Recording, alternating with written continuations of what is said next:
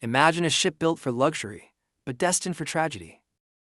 The Wilhelm Gustloff started its life as the pride of the German cruise industry, and would ultimately meet its tragic fate near the end of World War II, cementing it as the deadliest maritime disaster to date. Let's dive into the Wilhelm Gustloff's early life, the catastrophe that unfolded, and why this tragedy is largely forgotten by history. Welcome to Shipwreck History. Our story begins in Germany in the mid-1930s, as the Nazi Party was on the rise and poisoning the culture of the country with their propaganda. In an effort to promote national unity, they pushed what they called the Strength Through Joy movement, which subsidized leisure activities for Germans who otherwise couldn't afford them. The movement aimed to present a more acceptable view of the Third Reich and to make up for low-wage growth and the loss of trade union rights. In 1936, Hitler ordered the construction of a luxury cruise ship for the German Labor Front, a flagship that was initially intended to be named after him. It was later changed to be named after Wilhelm Gustloff, the leader of the Swiss branch of the Nazi Party who was shot by a Jewish medical student. He saw it as the perfect opportunity to make Gustloff a martyr for the cause and to keep his name in the minds of the Germans. The ship was completed in 1938 and was touted as a shining example of Germany's technological superiority and innovation. It was very much state-of-the-art for the time, offering a swimming pool, theaters, and libraries. All rooms were of the same size and quality, as there was no class structure in Germany at the time. The Gustloff was the largest cruise ship in the world in the late 1930s, holding about 2,000 people at maximum capacity. Germans were offered subsidized cruises for about a quarter of the price of other cruises, though they had to be handpicked by the government in order to get a ticket. It quickly became popular among German laborers, but its life as a luxurious cruise liner would be short-lived, taking only about 60 voyages in total. On its fourth voyage, the Gustloff became an unexpected hero when it rescued 19 crewmen from the English coal ship Pegaway, which was fatally damaged in a heavy storm. The rescue played well in the media and was later used in German propaganda campaigns. In April 1938, the Gustloff was used as a polling place for Germans and Austrians to vote in England for the annexation of Austria. A year later, it was also used to bring soldiers back to Germany after the Spanish Civil War ended. As the Second World War broke out, the Gustloff then became a hospital ship stationed in the Baltic Sea in late 1939. It was painted white with a green stripe and red cross, and served for about a year as a hospital ship for wounded German soldiers. By late 1940, it was repainted gray and had all the medical equipment removed as it then became a floating barracks for a submarine training division in Poland. And that's where it sat for the next several years.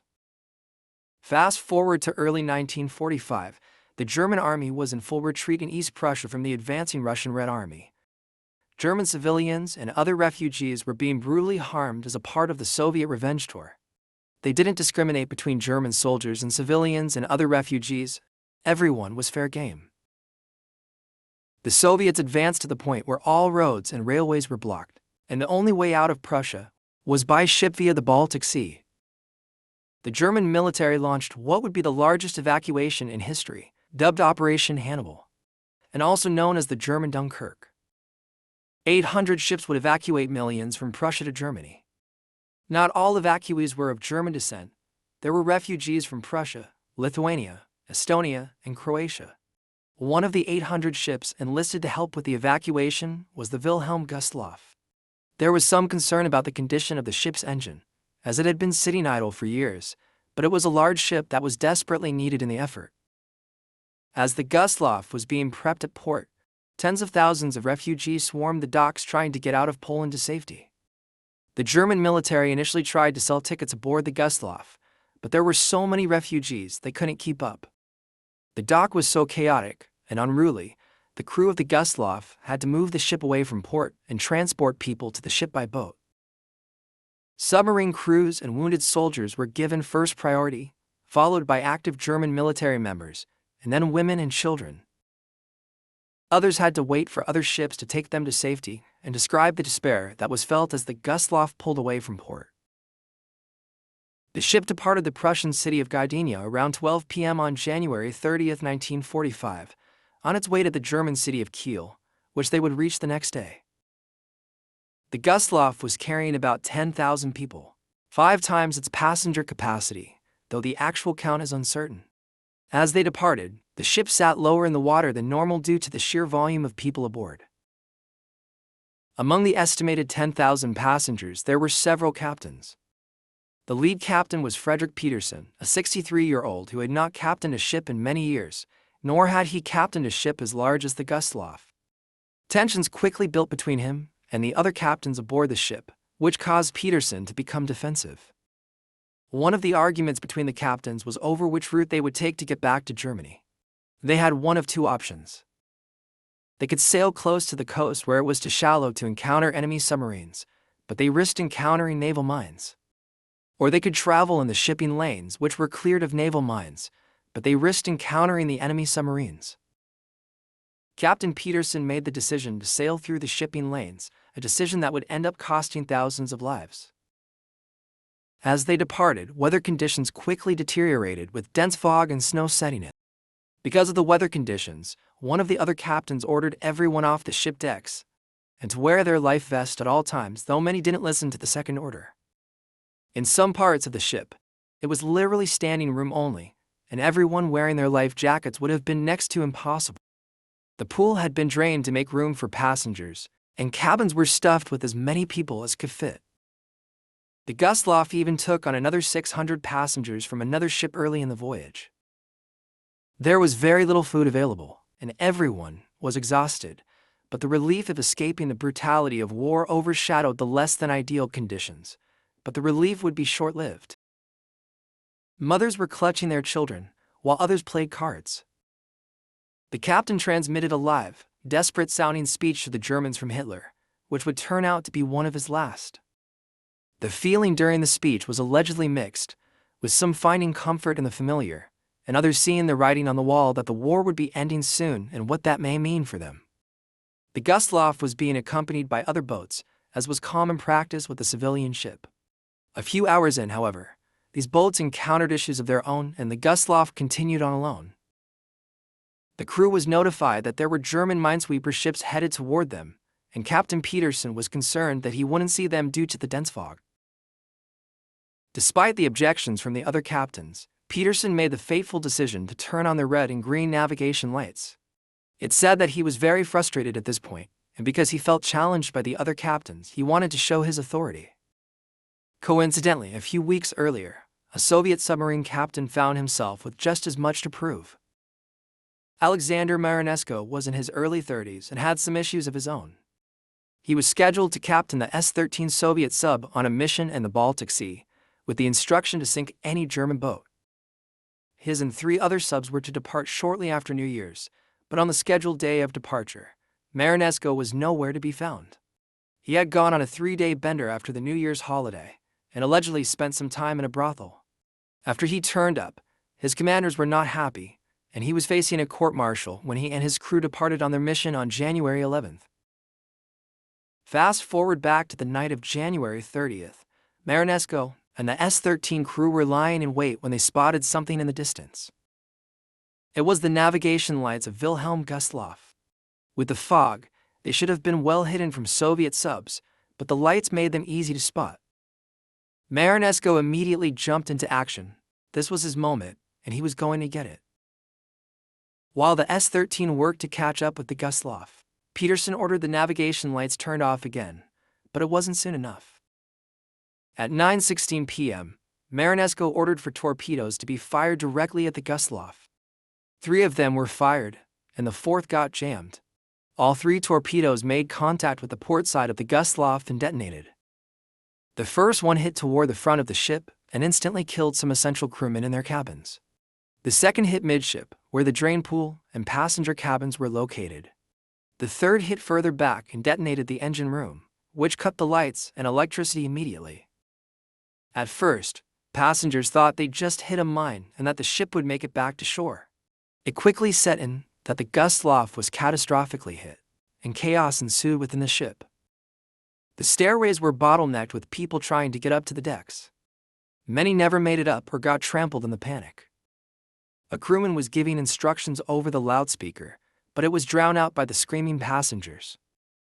Some of those who made it to the decks either fell or jumped into the 39-degree water. Most didn't survive in the water very long. The Gustloff started listing heavily to port almost immediately, which made access to half of the lifeboats on the starboard side impossible. In addition, the crewmen who knew how to properly release the lifeboats were trapped in the hull. Crew and passengers resorted to cutting the lifeboats free with knives while being lowered, but in at least one instance, the rope was cut on one side of the lifeboat but not the other, resulting in a boat full of passengers being dumped into the Baltic Sea. By 9:45 p.m., several other German minesweeper ships in the area arrived to help rescue passengers. Some were able to swim directly to the other boats. Other passengers were pulled out of the water.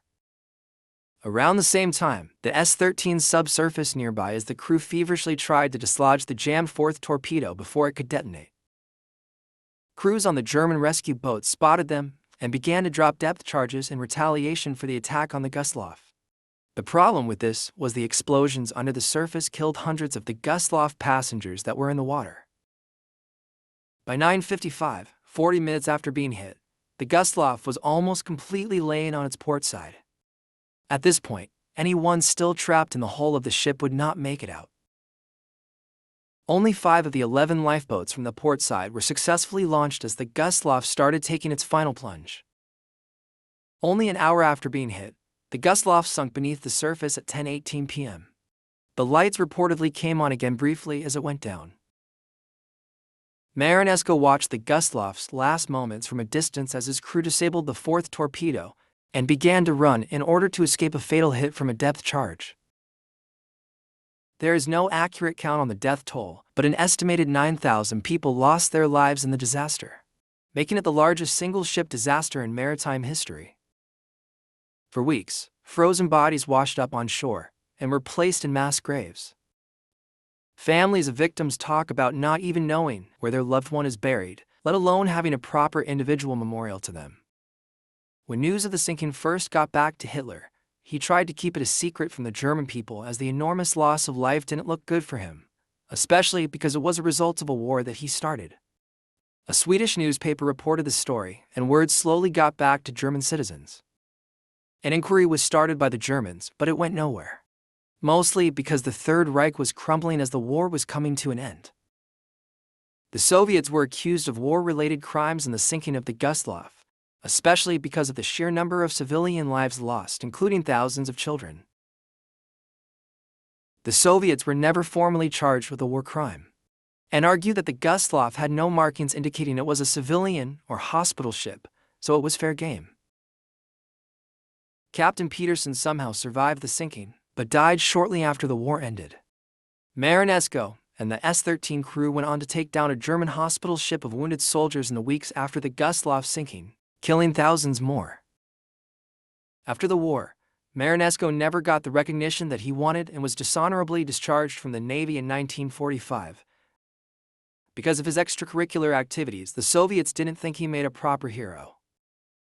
Years later, he reportedly served time in prison for helping a friend steal bricks from a construction site. He died in 1963 of cancer at the age of 50. In 1990, President Gorbachev posthumously honored him with a Hero of the Soviet Union award for his actions during the war. The wreck of the Wilhelm Gustloff lies in relatively shallow water, 150 feet down on the floor of the Baltic Sea. Unlike the Titanic, there was no searching for the wreck. They knew where it was from day one, about 20 miles off the shore of Poland. Almost immediately, Soviet looters were taking valuables and destroying parts of the ship. Today, the wreck is classified as a war grave and is one of the largest shipwrecks at the bottom of the Baltic Sea. The Gustloff is lying on its side, with the midship completely collapsed in on itself. The Polish Maritime Office now forbids diving within a 1,600-foot radius of the wreck, to prevent any further disruption of the site. There are still some unanswered questions about the sinking of the Wilhelm Gustloff, including an accurate number of lives lost. And those questions will likely never be answered. So why is this story largely unknown to the general public? There are several reasons. First, both the Germans and Soviets wanted to keep it quiet for their own interest.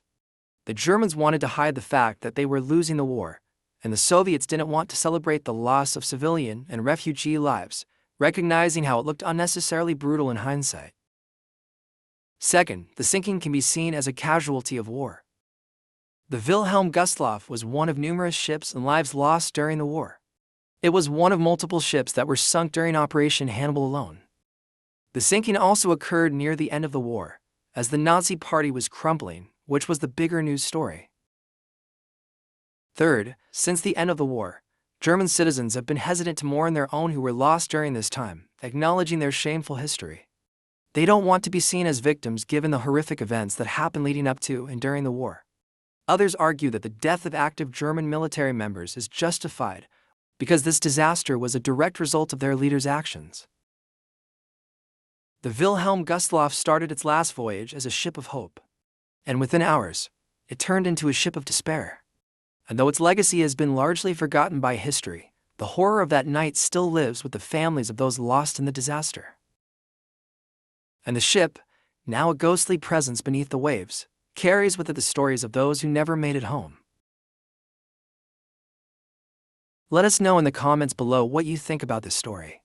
If you enjoyed this video, don't forget to hit like and share, and subscribe to our channel for all things shipwrecks. Until next time, keep exploring.